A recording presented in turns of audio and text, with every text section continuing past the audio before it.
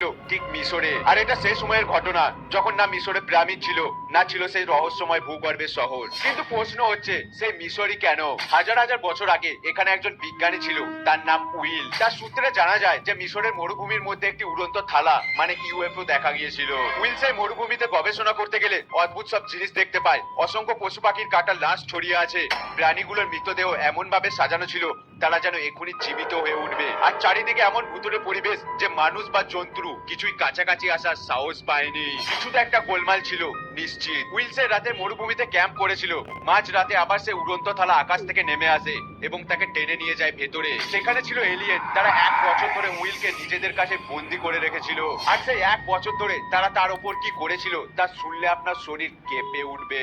কিন্তু অবশেষে উইল সেখান থেকে প্রাণ নিয়ে বেরিয়ে আসে, আর তার সহযোগিতা এলিয়েনরা খুঁজে পায় সে বিশ্ববাণীর দ্বিতীয় অংশ, যার জন্যই তারা পৃথিবীতে এসেছিল। সেই বিশ্ববাণীতে লেখা ছিল এক অন্ধকার সময় আসবে এবং সেই সময়কে পৃথিবীর সময় অনুযায়ী হিসেব করলে জানা যায় এই পৃথিবীতে জন্ম নেবে এক যোদ্ধা 4,32,000 বছর পর। আর তুমি কি জানো সেই যোদ্ধা কে হবে? যদি জেনে থাকো তাহলে কমেন্টে অবশ্যই লিখবে।